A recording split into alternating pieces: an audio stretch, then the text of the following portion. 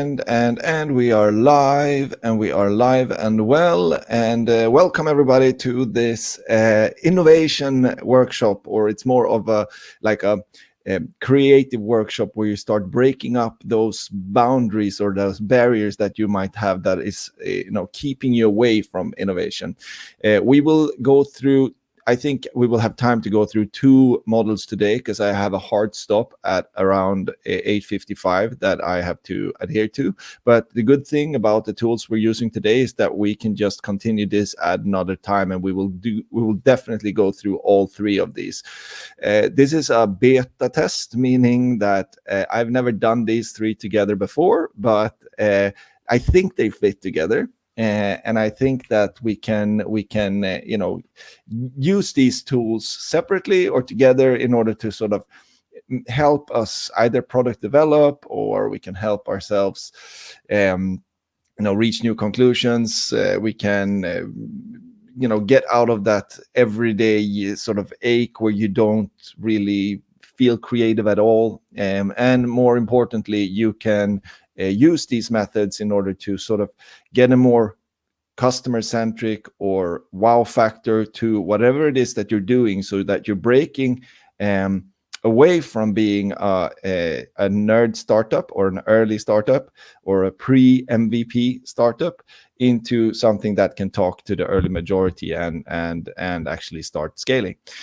So this is what the purpose of today's workshop is. And if you're here, do like you always do, do like William and Caitlin does on YouTube and says hi. And those of you who are joining on Facebook, please write some comments, tell everyone who you are, say hi to everyone.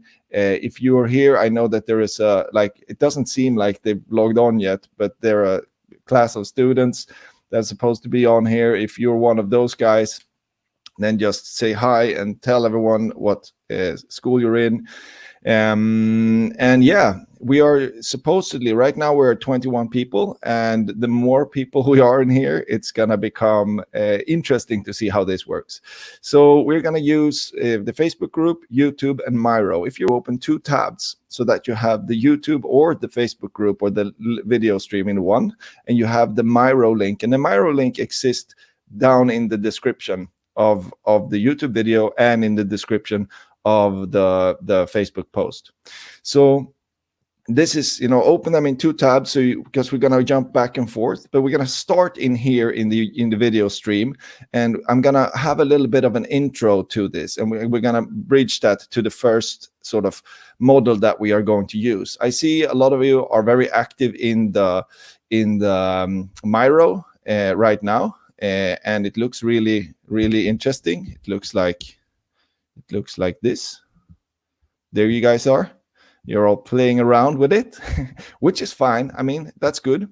But now we're gonna sort of structure this into some kind of workshop format so that we're actually gonna make use of these things.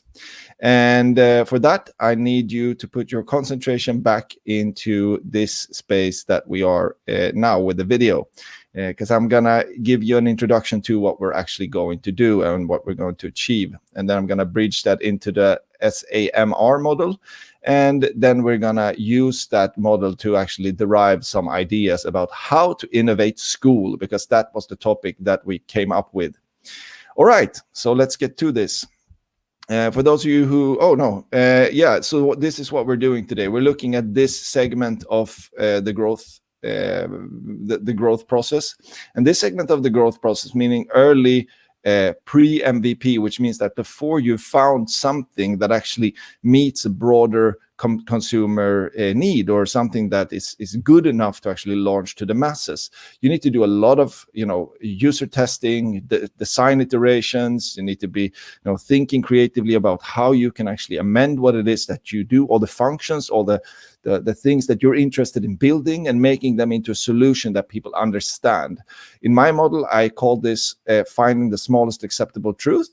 Other people have other ways of explaining this. There is the book Crossing the Chasm. Here, I'm wearing trainers.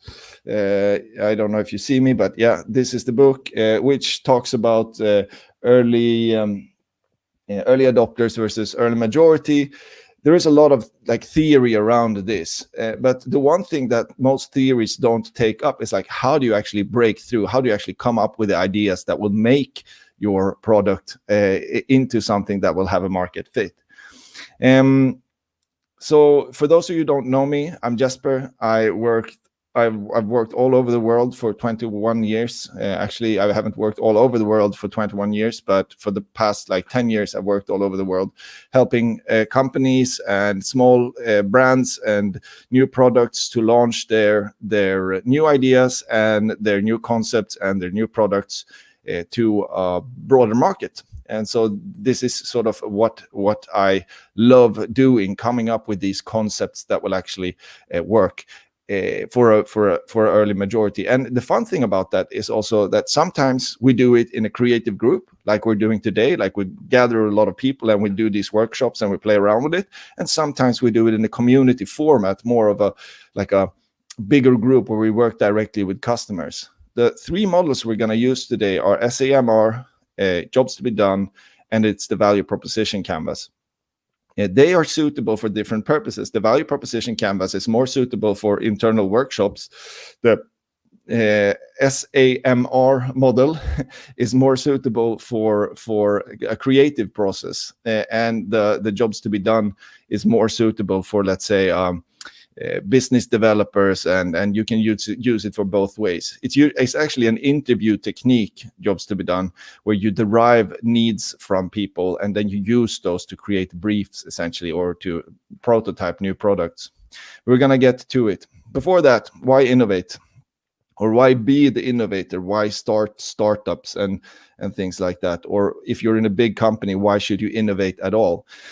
Let's take a company that most people think as a success company, but that I have big fears for the future of, because they seem to be quite content, or they seem to be very happy with what they do, and that's H&M. And if you look at H&M, they've had growth. Now they've had a bit of a hiccup in the stock market, and they've had their fair share of bumps in the road. But the thing that concerns me is that in mature markets, H&M's growth curve looks like this. And this is the search demand for H&M in Germany. It's a very good big market for them. So this is the search demand for their brand. You find this using Google Trends. And I'm thinking, like, what happened here? What happened here between 2011 and 2013? What was that breaking point that made demand for H&M go down significantly in this country? And I was thinking, like, what can it be? What can it be? And my first and initial thought was like, yeah, it must be one of those Z companies. Like in Germany, it was called Zalando. Because they started online, they started working online, so people must have started, going for Zalando as well.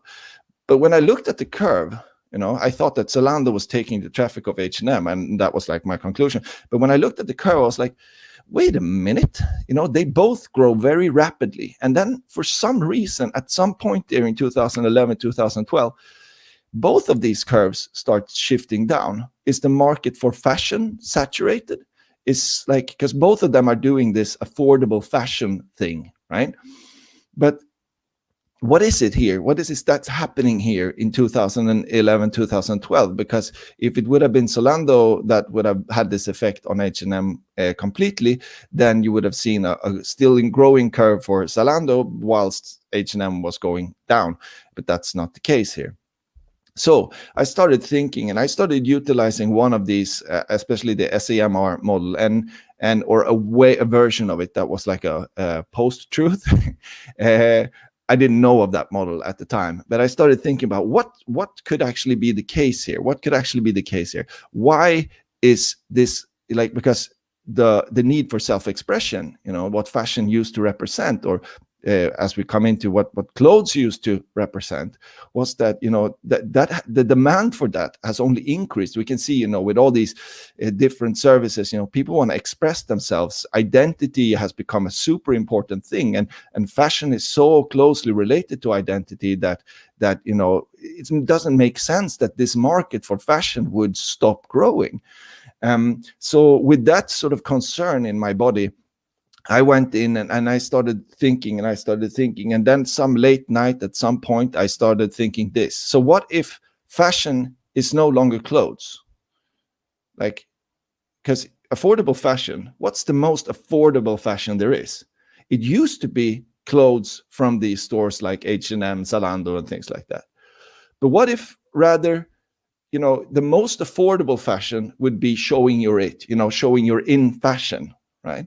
And how could I do that if I remove the product clothes that used to be what fashion was? If I remove that and I insert whatever into that, what is the most affordable fashion there is? And then something happened. I sent this to my brother. So I started using Snapchat and I found this really funny filter. And I just couldn't stop laughing. And I said it to my brother. My brother is like, 15 years younger than me.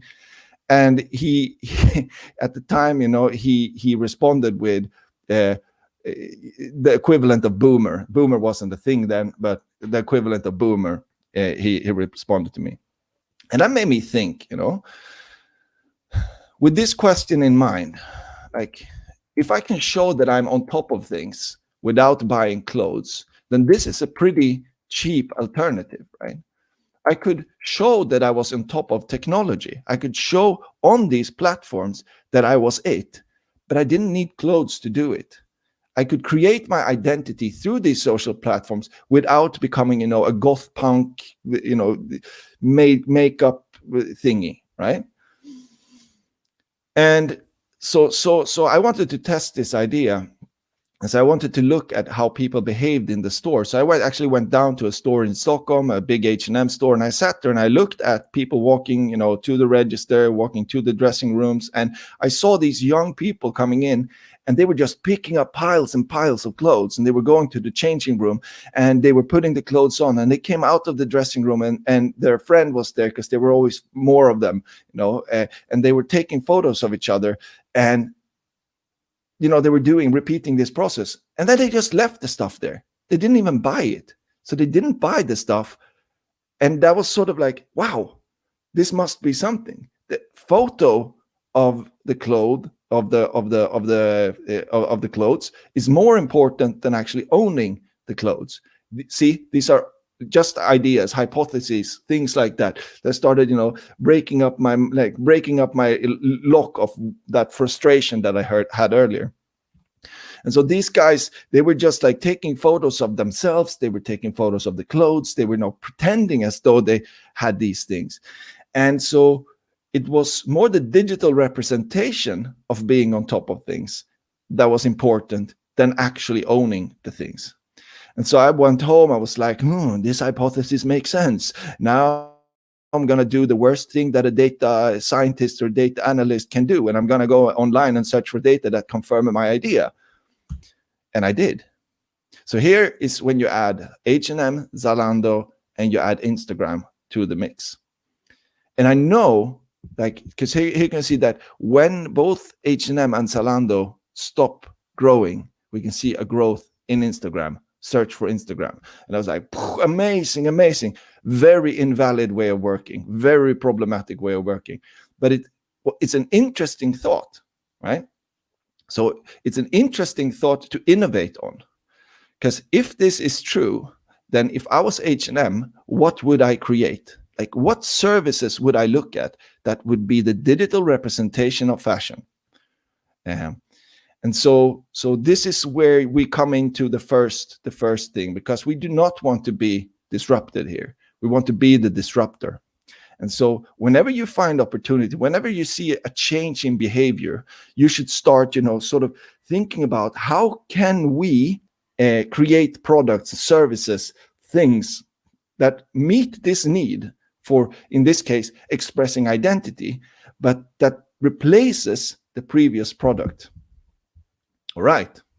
So for this purpose, we are going to use something called the SAMR model. And it's a gradual process. SAMR stands for substitution, augmentation, modification, and redefinition. And what it means essentially is that you take an original thing, the thing that exists today. Sometimes, as we're going to do today in the workshop, we're going to break it down into parts, into components. So you take that original thing. Then you think about, if we would just substitute that for a digital thing, what would it look like? You know, like taking a paper and turning it into a PDF, right? Pretty much straightforward. Like, if we make a digital thing out of this physical thing, what would it be? Then what you do in this model is that you start augmenting this thing. And the way you augment it is that you take the technology and you add some functional improvement. So you take the PDF and you are able to edit it afterwards. If you would write on a paper, that's not editable. And if you make that into a PDF, it's still not editable. But with the augmentation, it becomes editable. So it's a functional improvement of the thing. Then you go into the modification stage. And then you allow for a significant task redesign. And this might be that you can send it to people, and you can, you can, add images, and you can read it out loud, and you can have a reader that starts reading it, so that people who have disabilities can listen in on what's written in this PDF and such things. You start thinking about how can these tasks be really done differently, so that more people can be so that it can be more accessible to people. And then we go into the most interesting thing here, and that's redefinition. And that's when you take this thing, you flip it on its head, just as if clothes would disappear and Instagram would replace them. And that's where you think about this original thing as a concept, and you start redefining it, thinking about how can we, especially like the base of this idea was all about collaboration online. It was about learning, actually. And so what you should do here is you think about the online space, or the digital space, or the networked space allows us to co-create things. It allows us to collaborate. And what can we do when we add that layer of collaboration on top of things? Like, there is this site that was folding protein, like people were experimenting with proteins, and when it was just one scientist and one team working with this in the original state, in the offline state, then they worked very slow. But when we could add everyone online that could do this work, like the handwork for them, you could speed up the process, and you could redefine the way that this way of working existed. And if you think about this, then putting it back into this curve, we would have had H&M running their clothes thing, and then Zalando running their clothes thing online, and then we jump a few steps, and then Instagram coming in and redefining this whole thing. Let's take a few other examples. Let's take the camera, for example, the analog camera. It was all about sharing a moment, and then it was substituted for a digital camera. Naturally, you could take more photos, and it made sense, and you could, but then this started an augmentation. Like when this turned into an augmentation process was when you could combine the camera with the phone, and then you didn't need that digital camera anymore, but you just needed your phone, but you still took shitty photos. So we needed to modify that a little bit, and then Instagram made sense because you could put filters on yourself. But then when this was still just me sharing a moment about me, but then Instagram created this interesting thing. I don't know if it still exists, but it was an interesting redefinition of how to share a moment, where you could start collaborating around a moment.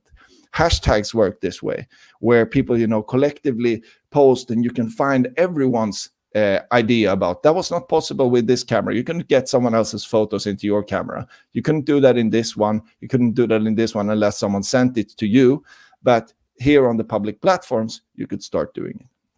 So that's what I mean. So substitution is about just substituting it. Augmentation it is slightly improving it, with some functionality. Then modification is about making it better, making the augmentation better, essentially. And then the redefinition is using, the underlying need, and then just putting it into the mix of the digital online space where collaboration is possible. Like Miro that we're using, it wouldn't be possible on a piece of paper. Another one, the old, now some of you participants will not understand what this is. An LP that you might know, but this is a CD. So that was the digital representation. You took all those pressed tracks and you put it into digital format and you burnt them onto this CD. Still as many tracks, but it was a digital substitution for this. In terms of augmentation here was when you released those tracks from this disc and you could put as many as you wanted into your MP3 player. And then your MP3 player was modified when Napster, because it came about, because now you could download all the music in the world from other users around the world, and you could listen to all the music instead of just having the songs that you had bought in your MP3 player, and you could start listening to music that way. And then but this was, again, this was just me. And then what happened was these guys came along. And we could start building collaborative playlists. We could, work with discovery. We share music with each other and things like that. So this is the base of the SAMR model. And we're going to now switch over into Miro. And what we're going to do is we are going to have a look at the board that is over here to your right, the one that is, oops, someone has been playing around with this, like so. I need to make that stick. Sorry, like so. I need to make that stick. Please do not unlock these. It's not that you unlock a gift or anything like that, so it will not. But I just need to fix this. So now we're in here, and we are going to go to this one, the SAMR. It's down to for those of you who are watching the video, it's not all the way to the left there.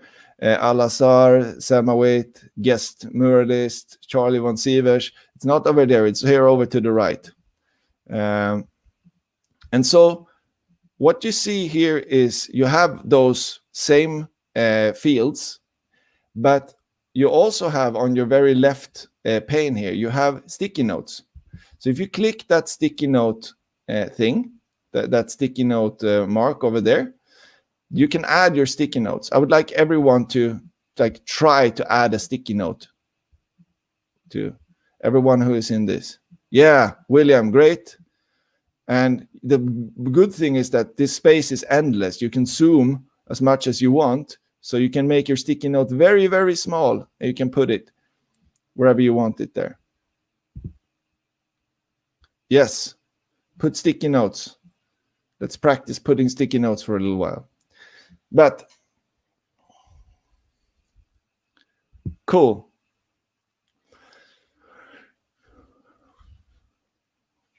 So, and I see that some people are changing the color, and that's awesome. But if we can stick to the yellow color for now, that would be great.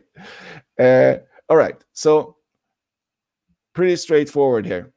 If you would substitute school, actually, let's start over here. School is a pretty big concept, right? What I would like you to start doing, yes, exactly. What Thomas and guest researcher is doing, I want you to break down school into its components. Meaning you have classroom, you have desk. What other things do you have in school that could be innovated? You have, if you're lucky, you have teachers. Paper, yeah, books, great.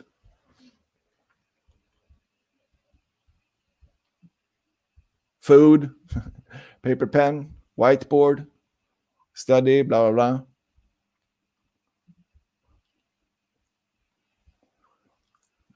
Computer, books.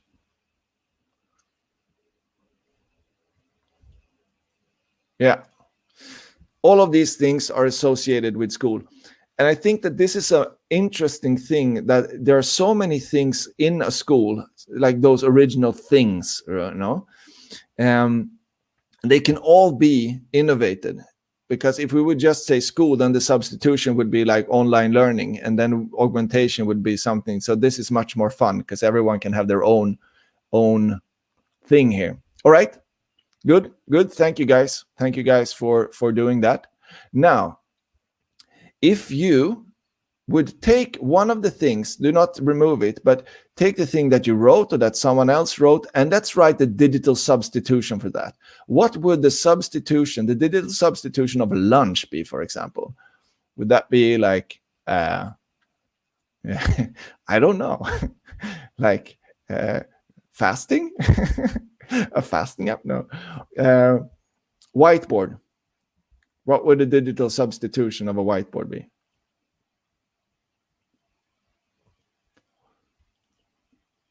Classmates. What?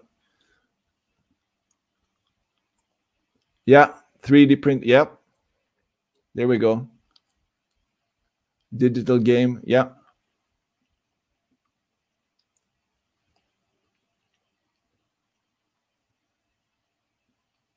Miro. Yeah.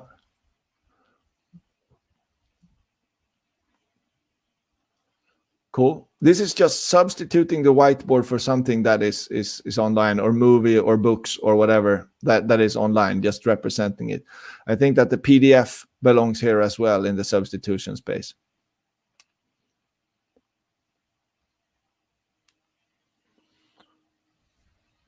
Okay, that makes sense. All right. So what if we would start augmenting these things? Like, let's just put a silly amount of functionality on them. Let's take the ebook and make it do what? Make it sing for us. Make it, like, just go nuts here. Because augmentation, if you think about, like, one of my friends, Joachim Jardenberg, usually takes the watch as one of these products that he like takes through this process. And then when you get into augmentation, was that stage when the watch had gone from being an analog watch into a digital watch, but then the digital watch became, this thing that looked like that you added the calculator to it, and you added all these functionalities to it. Yeah, audiobooks, perfect. Yeah, cool.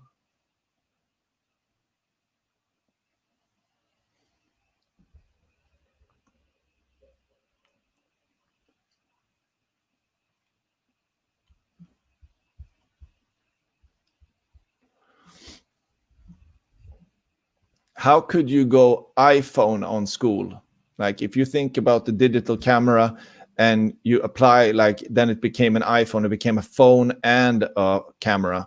What could you do with, let's say, digital books? What could you add to digital books that would make it more cool in a progression? Yeah. All right, good. I think that's sufficient amount of post-its on that one. Now let's move into modification. Continue with the thing that you're working with, and let's try to modify it. And that means, like, starting looking at, like, the purpose of school, like learning. In what ways could you make a desk more like good for learning? How could you make a desk more good for learning in a digital space? Like, if it turned into a virtual, like a surface, a digital surface first, then it might have turned into like a home gaming, like a coffee maker, and because you need coffee in order to study for a long time, and then it was a baking machine and all of these things in the augmentation phase. But then when you start thinking about, is that really good for learning? Is that really necessary for learning? And what big touch screen as this? Yes, exactly. Cinema. Hologram teacher. Yes, exactly. It's just one-to-one. Hologram teacher is a perfect one. Desk with hologram that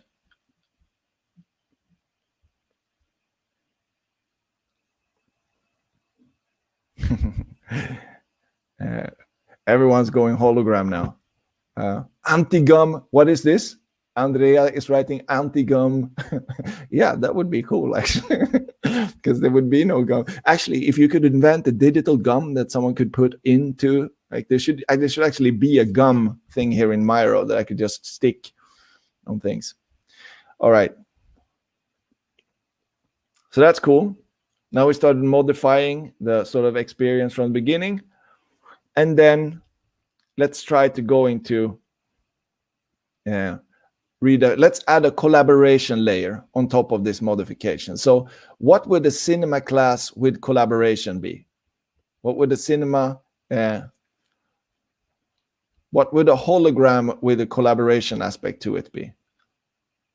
Let's go into redefinition.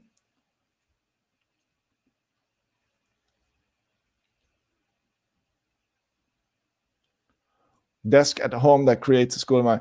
What would an iPad with a collaborative addition to it be?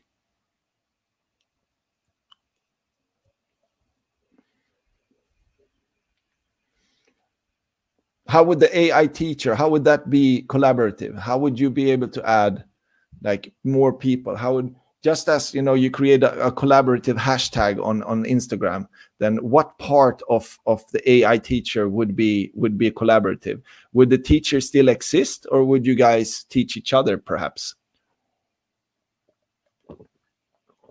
Thanks for the gum, Andrea.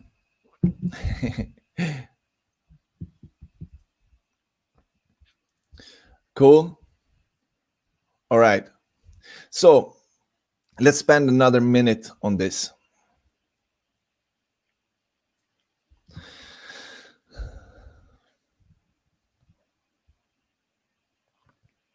And we see here an H from Matilda in the bottom. Let's open this up. Dialogue between hologram teachers and guest speaker. Yes. The Tesla. What is this? The Tesla. This Tesla MindLink teacher. Yeah. And you well, let's link up. So you have like the teacher becomes a database, and it's a collective brain between all the students. That would be awesome.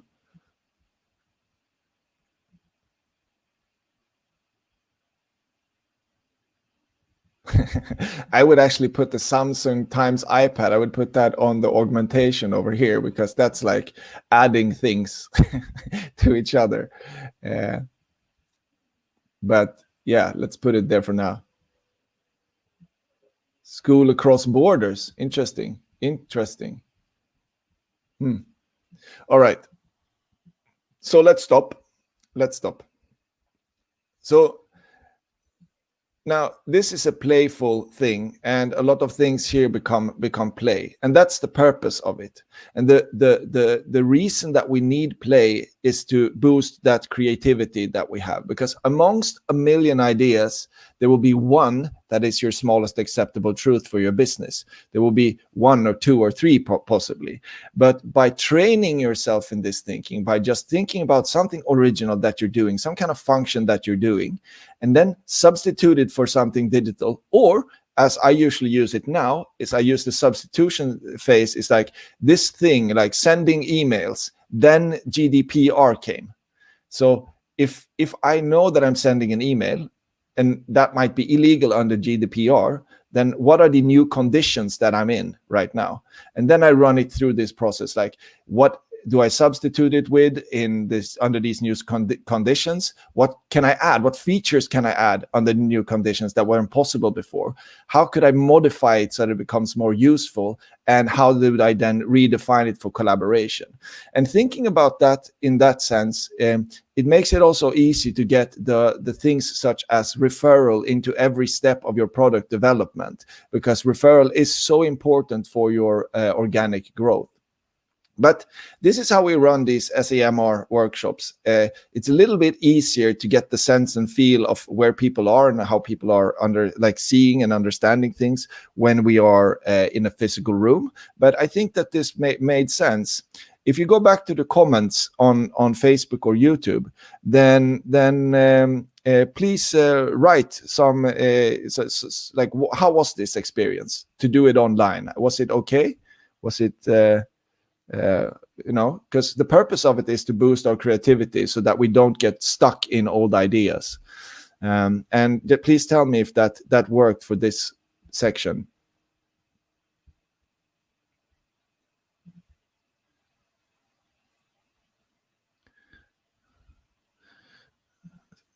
Martin Kahn wrote, good morning. For once, YouTube algorithm suggested something spot on. Happy to have found you guys. Yeah, I'm happy that you're here, Martin.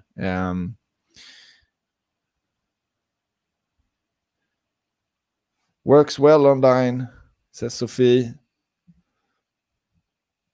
Facebook user, sorry, I can't see who you are. Says breakfast perfect. All right. So just got a news flash from Medium. Google Genius for a course about replace college degrees. Maybe that's some kind of targeting that's connected to Miro. I don't know. Better than in a room, more free. You don't have time to check other notes. Yeah. So here is one thing. Like one thing that you could add possibly to this is then that you start clustering these into different categories. And that would also meet that need of, like, being able to look through everyone's sticky notes. Yeah. All right. So, and then Linus writes, it works really good. We have been introduced to Miro the last week at Hyper. That's great. And there are a lot of Hyper Island students in this session as well. All right. Let's break out of this one, the SAMR. So that's one way of sort of getting new ideas and breaking out of the silos. And now we will have the gum there forever. Thank you for that. Now what we'll do, if you switch back to watching in the stream, we have about 20 minutes left, and it's a bit optimistic, but I think that we can do a bit of this. We're going to start doing the jobs to be done. Because this is a different model. This is a different way of sort of sparking your creativity and sparking your sort of getting user-centric or consumer-centric around what it is that you're developing, because that's the purpose, making something that people want to use. And so the idea of jobs to be done builds on this concept that consumers don't buy products or brands, but they hire solutions that get jobs done. Let's reiterate. Consumers don't buy products or brands, but they hire solutions that get jobs done. This means that we all have needs, and we will get the things we need in order to do those do the job of that need for us, right? So if we have insurance, insurance is not only about limiting financial damages, but it's also about limiting the feeling of worry, right? We feel worried. And if we're worried, then we cannot do all those exciting things that we want to do. And so we need insurance to sort of dampen that feeling. In terms of a hospital, it's not only plasters, doctors, waiting rooms, but it's also the feeling of being cared for, the feeling of being safe, and being able to share the story about your doctor who is so good, or your chiropractor who is, twitching your back the best way possible. It's all those stories that is also important for you going to a hospital. And then it's the job of the Ferrari, a cheaper car brand might, it might take you from A to Z, but a Ferrari, it communicates that you're rich as well. And it communicates status and quality and something like that. And it helps you tell people about yourself, and it makes you feel certain things. And so that's sort of the idea behind jobs to be done, is that when I buy something, I don't buy it because it's the product or the brand. I buy it about how that brand makes me feel, what that brand helps me tell, what type of stories that brand helps me tell about myself. And so there are three general jobs to be done, or needs that we have. Those are functional. It's the thing that it does, right? So the Ferrari takes from A to Z. Then it's the emotional things. It's like, how does this thing make me feel, right? And then it's the social thing. How does this help me tell others a story, essentially? What does this help me tell others? Or how is my choice motivated by other people's opinion, right?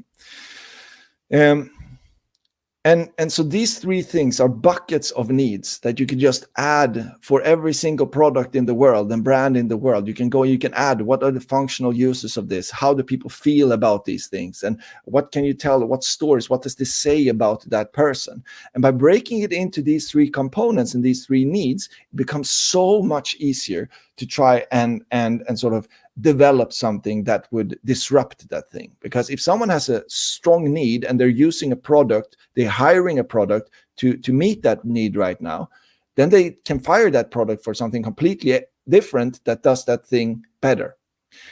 And this is what happened when iPhone or when Apple launched their iPad, was that, you know, everyone else, all the other MP3 players at the time, they all did the same thing. The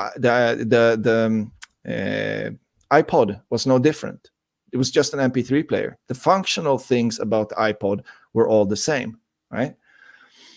However, the emotional aspects of it, Apple knew very well what this, like, they really understood the people using the MP3 players very well, because the MP3 players at the time were all black. They had like a lot of like buttons on them, and no one understood what all these buttons were all about. So people were feeling insecure using this technology. Also, what everyone was doing is that they were talking about the megabytes, the number of megabytes that you could have on this MP3 player. And what Apple did then was that they understood this, applied the jobs to be done model to it, and they looked at no one has an emotional connection to megabytes, but they have an emotional connection to music they love. So instead of writing out the number of megabytes, Apple did a genius thing of saying, you can bring all the music you love with you in your pocket, right? And that was awesome, right? So it went from being megabytes into something I understood that I had some kind of emotional attachment to. What they also did was that they went what I called iPod on it from then on, is that they took all of those complicated buttons and they turned them into one button. You only had to learn how one button worked in order to operate this thing, not 20 million buttons. And that was also awesome, right? Because now I could feel safe using my thing. So emotionally, this was a much superior product to all the other products on the market. Socially, all the other products were black. And now they made the earbuds white. So I could walk around town, tell everyone that I had the latest, coolest, most fantastic thing in my pocket without telling anyone, because my iPhones told the story. Me living in a not so friendly environment at that point in time, it also told people that this person is ripe to get mugged. And so it has benefits and it has consequences as well. But if you do you get the concept here? Is like functionally they're all the same. Emotionally, how we feel about them is different for every single product. And socially, what story this tells about us, which is very important in especially if you look at the digital representation of products in Instagram and in TikTok and even LinkedIn. LinkedIn is even worse in terms of like expressing yourself in ways that makes you accepted by the social community, right? Let's skip one ahead. When we do these interviews, there are a series of questions that we go into, and it all starts with like before someone chose to get something, and we interview them about like what happened in your life, what else was going on, was there something that changed around you and that made you do this choice, and then we bring them all the way until whether or not they are satisfied with this choice of product. And that was really, this is really something that takes a lot of practice. There is a person called Jonathan Briggs. He's the founder of Hyper Island. He is an expert at these types of interviews, and he is actually the person who taught me the Jobs to be Done model to begin with. So if you have the possibility to run a Jobs to be Done workshop and he is around, and I would strongly suggest that you do that, because it's an amazing experience. We are gonna create a kind of experience here right now, because I'm gonna make a version of this and I'm gonna interview you about what a drill can do. So let's go into the jobs to be done mindset here. A drill has a functional job, or several different functional jobs. I'm gonna pull them out of you. But what are those functional jobs? And more importantly, there are drills that cost $500 and there are drills that cost $5,000.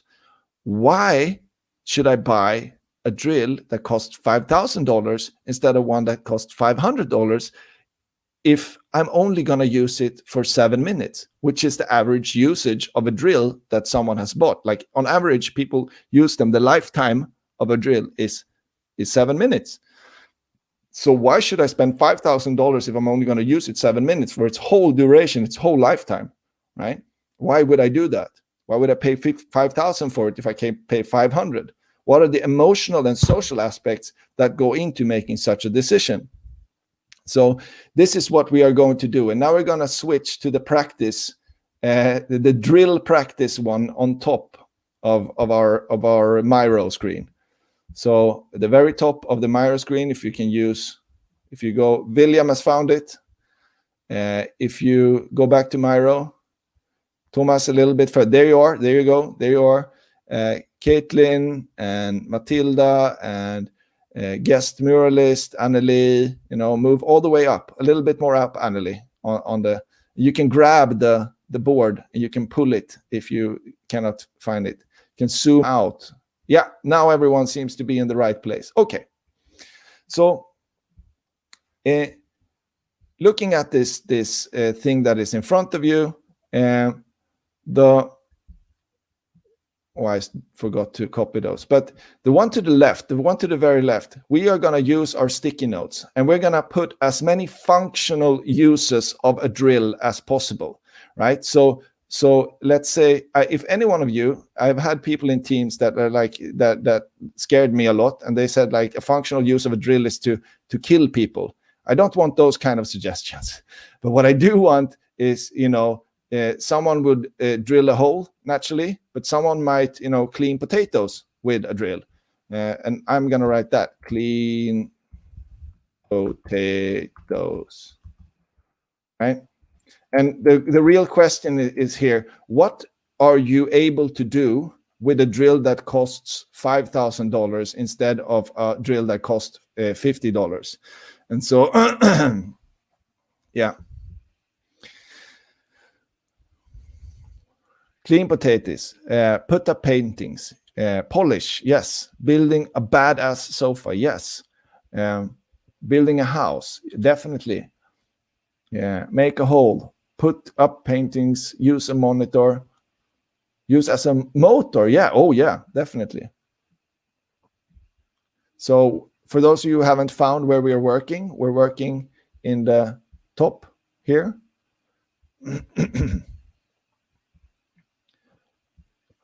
All right, so cool. Continue for another moment.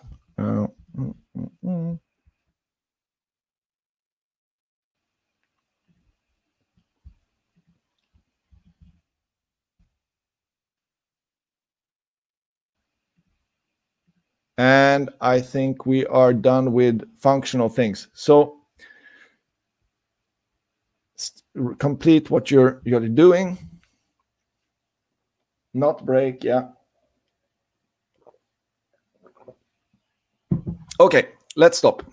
Let's move over to the emotional side of things. Everybody, leave your so you can see that everything from clean potatoes to not break, carve wood, make hole, put paintings, all of those things are there in the functional. Those are all functions that a drill that costs a lot of thing would be. In terms of emotion, like how does it make you feel to own like what are you afraid of if you have a $500 drill and you replace it with a $5,000 drill? Like what does that make you feel? That what does that, like how does that translate? Like why would you pay $5,000 to satisfy an emotional need? Do you feel cool? Handy, yes. A sense of fulfillment. Annoy your neighbors, definitely. and that's something you do, but how does that feel? Like, how is that a feeling of, if you take the annoys your neighbors thing, and how is that a feeling to me, like individually? Does that make me feel superior to them, or what does that make me feel? I feel like Anders Övergård, exactly, but how does he feel? Independent, yes. Professional, feeling like a man, yes, definitely. And now we'll get feeling like a woman, I hope, as well. The do-it-yourself feeling, the sense of fulfillment, independent. Yes, productive. Waste of money, definitely. And how does that feel? That makes you feel anxiety. Oh, someone, yeah. I need to lock this, yeah. Okay. All right, so you got that. Now, this is how it makes me feel.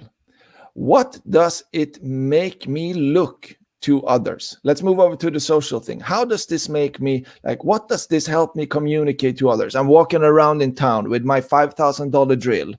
What does it make me communicate to others? Do I, what William is on it? It makes me look like Anders Övergård. Yes, you feel like, and what does what does that communicate about you? What does Anders Övergård communicate about you? Oops, we just got bumped. Oh, someone's drawing something. We have some people who are rogue. Yeah, we got bumped on it. So just get back to the social bit of it. I know shit. Yeah, exactly. You look like you know your thing. Competence, wealthy, materialist. Yes. What does that? She knows what she is. Yes, absolutely. Spare money to spend. Definitely. I'm a provider. Yeah, you're a caretaker. That's what it looks like, right? Practical. Tamara, just move a little bit over to the right and you'll be in the right spot. Cool. So good. Great practice run. So sadly, I see that time has not been our friend. But let's use this practice run, and then we will do this one more time next Friday or sometime next week. But let's use these sticky notes and move to the next step of this instead of applying it to school right away. And then we'll dig straight into this on next Friday's event. So looking at this, the functional needs, cool, we have a lot of them. Emotional needs, cool, we have a lot of them. Social needs, cool, we have a lot of them. What we should do now is to have some kind, because we're so many, like when you do these interviews, you try to make a sense of the person that you're interviewing. What are the most important things here? And you try to iterate and you try to find that in the conversation with the person. But in this case, I would probably, if I would elaborate on this, I would probably put a voting aspect into this. So we would collect the most important functional need, the most important emotional need, and the most important social need into this. I don't know if that made sense, but the thing is here that a product can satisfy many emotional and social and functional needs. Your job, in order to find your smallest acceptable truth or your breaking point that breaks your innovation into something that is early majority, is to find something that is so, a need that is so common among your interview objects that it will actually help you explain your product. So what we're going to do now is I'm just going to show you the next step of this, and then we'll get back to this next week. We going to take the drill here, and I'm going to go all the way down to the job statement. Because once you've had the interview, once you've done the collective effort as we have, you go all the way down to the job statement here, and you start pasting the most important functional jobs into this thing. Put up paintings, dry paint, copy. Ba-ba-bam. Here we go. Those are the most important functional jobs. Then I write out, because usually you ask about competitors in an interview, like what did you choose between, right? before making this $5,000 drill choice to satisfy those needs. And then I go and I look for how did it make me feel. So I go to the emotional jobs here, and it made me feel professional, productive, and independent. I copied those. Actually, I just pull those down here, like so. There. Oops. Thank you, Thomas. And there.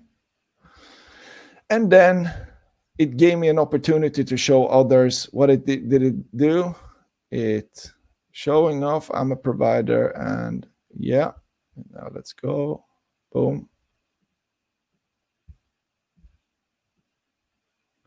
So after this interview, or after what we just did, let's say we had a voting session, and these came out to be the most important jobs to be done by that $5,000 drill.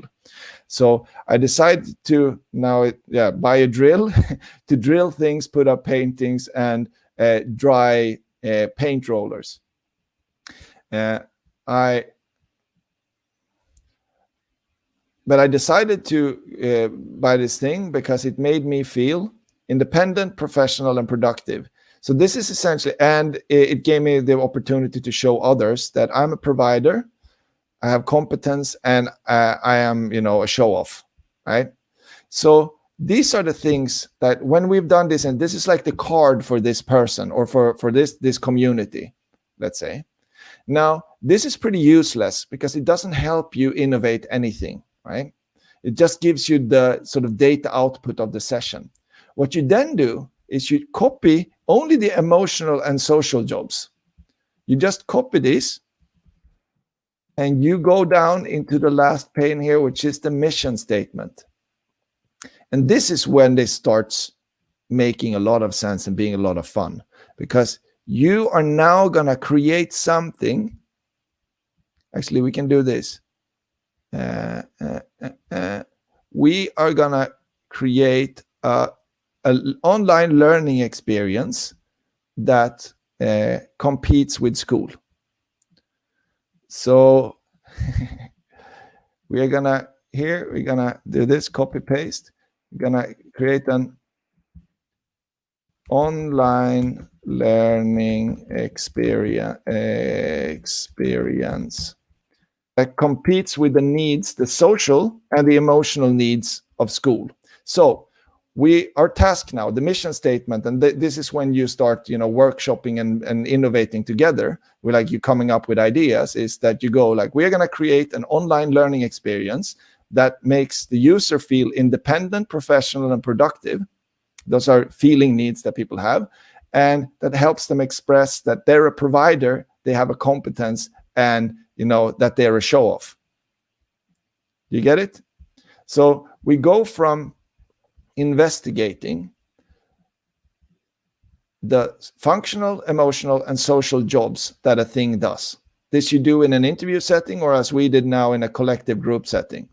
Then what you do is you go down and you create a job statement. And this is just so that for every single interview, for every single session, you'll save a card of what was the actual product that you were looking at, and what was the emotional and social output of that. And they create a brief. And this might be an online learning experience. This might be an app. This might be a new phone. Right? So it becomes a mission statement, because you know that people have these social and emotional needs, but you don't know, like, you can then innovate on any type of product to see if that better meets these needs and could compete with the original product. So that is the purpose of this workshop, is to derive the needs up here, find them, and then use the needs and not the product to find a better replacement. Looking at the difference between here in the SAMR model, it was all about the product and trying to find that. Now we're more focused on the needs, and we're looking at business developing or product development based on the needs. And then you create your brief. And this, if you're a big company, you send this off to your, you say like ad campaign works as well. You send this off to your agency, and they will be like, what? And you'll be like, well, come up with a creative idea that makes the user feel independent, professional, and productive, and helps them tell the world that they're a provider, they're competent, and they're a show-off. All right? So that's as far as we will be able to do this. Now I need to check the phone just so.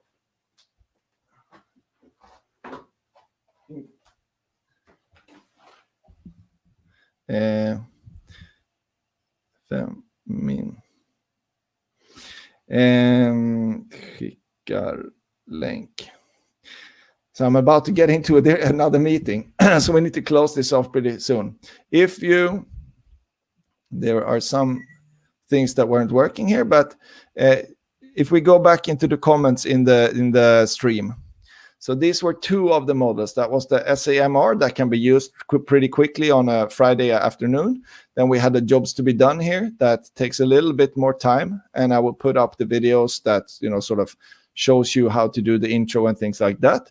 But that is really helpful in order when you're going to create a brief that takes you away from your product, not clothes, but fashion. What does that mean in the future, And it's very helpful to do that. And then when we move on to the value proposition canvas, which we were going to have to do next week, is we are going to then, as we move into the value proposition canvas, we're going to be able to use the stuff we are created here. So next Friday, what we'll do is we'll create this jobs to be done for school board.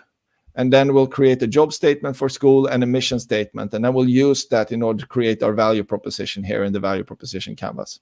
So let's go back to the comments. What did you think about the jobs to be done session?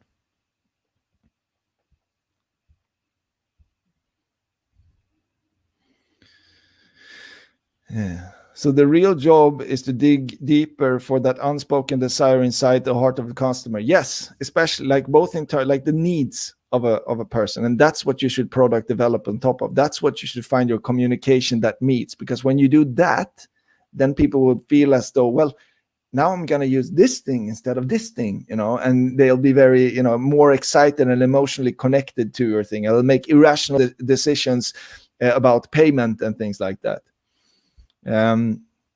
Facebook user says, thanks, Jesper, really good session. Everyone, just bombard the comments with your, if you have any more questions, if you like this, improvement suggestions to this session, and I will take care of that, but I have to stick into the other meeting now. And yeah, thanks for this session. So we will continue this. Part 2 will be next Friday at the latest. I will make announcement in the Growth Hacker Sweden group and probably elsewhere as well. But if you want to collaborate on these things, the Growth Hackers Sweden group is the place to be. So I hope you have a good day and an awesome time loving yourself. Bye-bye.